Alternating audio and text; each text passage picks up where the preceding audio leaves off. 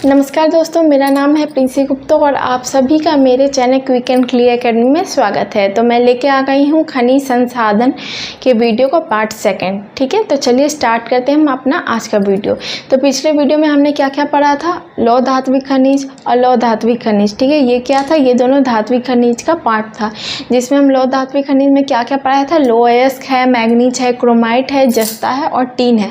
वहीं लौह धात्विक खनिज में हमने पढ़ाया था तांबा, बॉक्साइट, सोना, टंगस्टन, वेनेडियम और चांदी। ठीक है, अगर दोस्तों आप लोगों ने वो वीडियो नहीं देखा है तो ऊपर लिंक पे इसका शो कर रहा होगा आई बटन पे, तो आप वो क्लिक करके पिछला वीडियो मेरा देख सकते हैं। तो चलिए स्टार्ट करते हैं हम आज का अपना वीडियो। तो आज हम पढ़ेंगे अधात्विक खनिज। अधात्विक खनिज के अंतर्गत सबसे पहला जो खनिज है वो है हमारा अभ्रक। ठीक है, तो अभ्रक का है, हम मैंने बताया था कि परसेंटेज के हिसाब से ये 58% पाया जाता है। ठीक है, और इसका पोजीशन फर्स्ट पोजीशन था। ठीक है, अब इसका उत्पादन क्षेत्र हम कहेंगे तो उत्पादन क्षेत्र कहाँ कहाँ है, ये कोडरमा और झुमरी तलैया क्षेत्र है, वहाँ इसका उत्पादन होता है। और अभ्रक से जुड़ा ये फैक्ट ये है कि यहाँ पे बहुत ही उच्चतम क्वालिटी का अभ्रक का उत्पादन होता है, जिसे हम रूबी भी कहते हैं। ठीक है, उसके अलावा इसका नाम क्या, सफ़ेद अभ्रक भी रखा गया है। इसकी गुणवत्ता के कारण ये क्या होता है कि 90% इसका भाग क्या होता है, विश्व बाजार में इसका निर्यात हो जाता है। हमारा दूसरा खनिज है वो क्या है, काइनाइट है। ठीक है, तो काइनाइट जो खनिज है वो ताप सहन करने वाला खनिज है। इसी कारण इसका क्या काम होता है कि लोएस्क के भट्टियों में इसका क्या होता है कि एक स्तर चढ़ाने में इसका काम होता है। ठीक है, और इसका जो क्षेत्र है वो है सिंहभूम जिला का क्षेत्र है, लिप्सा बुरू। ठीक है, उस क्षेत्र में काइनाइट का उत्पादन होता है। अब हम पढ़ेंगे उसके बाद है ग्रेफाइट।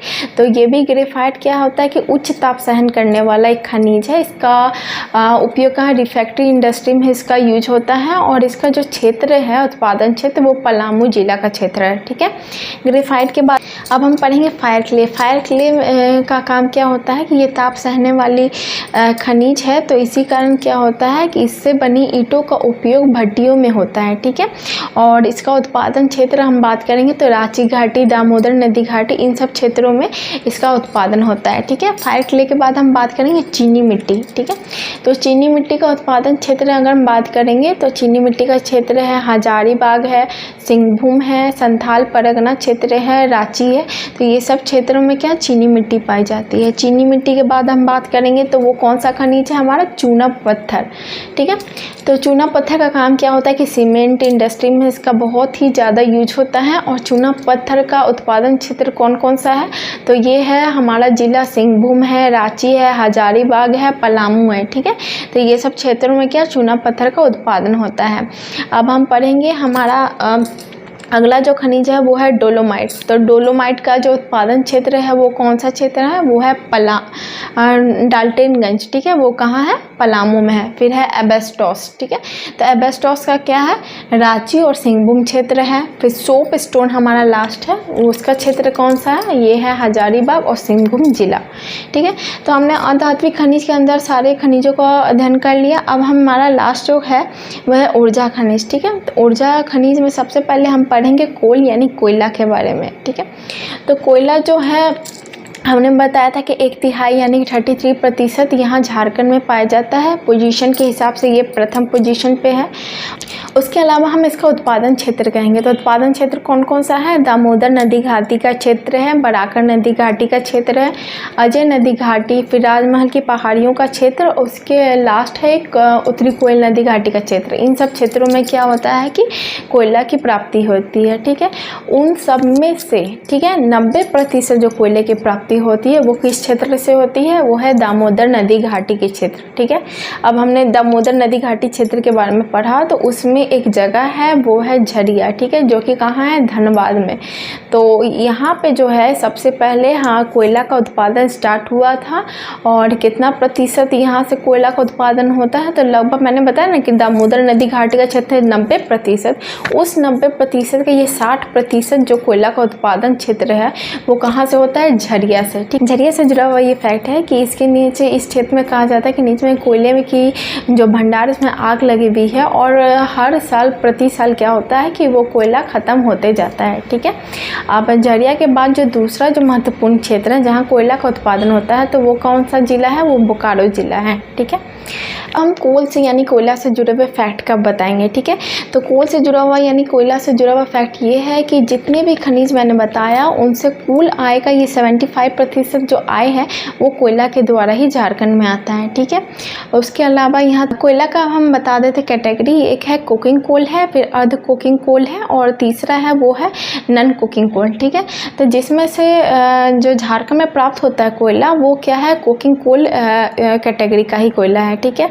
कोकिंग कोल और मध्य कोकिंग कोल, ठीक है, ये दोनों जो कैटेगरी का कोयला होता है उसका उपयोग किस में होता है, भारी उद्योग या जैसे कि रेलवे इंडस्ट्री ये सब में इसका उपयोग होता है। वही जो नॉन कोकिंग कोल कैटेगरी का जो कोयला होता है उसका उपयोग घरेलू उपयोग में इसका उपयोग होता है।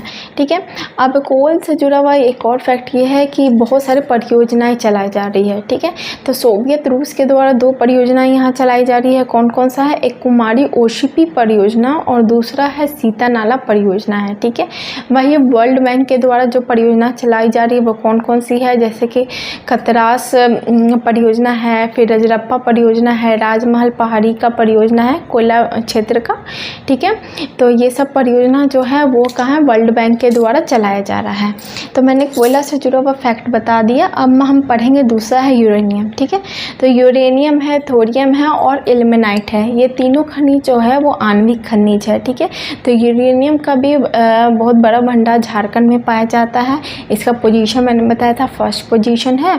और यूरेनियम जो है इसका क्षेत्र कहाँ है, तो ये क्वेश्चन अक्सर आता है। ठीक है, ये याद रखिएगा, जादूगोड़ा जगह है पूर्वी सिंहभूम का, वहाँ पे यूरेनियम पाया जाता है। उसके अलावा कौन कौन सा जगह है, वो है केरवा, डुमरी, कन्यालुका, नरवाम, ढालबुमगढ़, ये सब क्षेत्र है, वहाँ भी यूरेनियम का उत्पादन होता है। ठीक है, अब थोरियम है, तो थोरियम का जो होता है उत्पादन वो कौन कौन से क्षेत्र में होता है, तो वो है क्षेत्र धनबाद और रांची का क्षेत्र है, वहाँ पे थोरियम का उत्पादन होता है। उसके बाद इल्मेनाइट, ये क्या है, ये भी एक आणविक खनिज है और इसका उत्पादन क्षेत्र कौन सा है, वो है रांची का क्षेत्र। तो फ्रेंड ये था आज का हमारा वीडियो जो कि खनिज संसाधन का हमारा पार्ट 2 था, जिसमें हमने अधात्विक खनिज और ऊर्जा खनिज का अध्ययन करवाया। अगर आपको ये वीडियो मेरा पसंद आ रहा है तो प्लीज़ मेरे वीडियो को ज़रूर लाइक करें, शेयर करें और सब्सक्राइब करना बिल्कुल ना भूलें। मिलते हैं हम अपने नेक्स्ट वीडियो में एक नए टॉपिक के साथ। नमस्कार।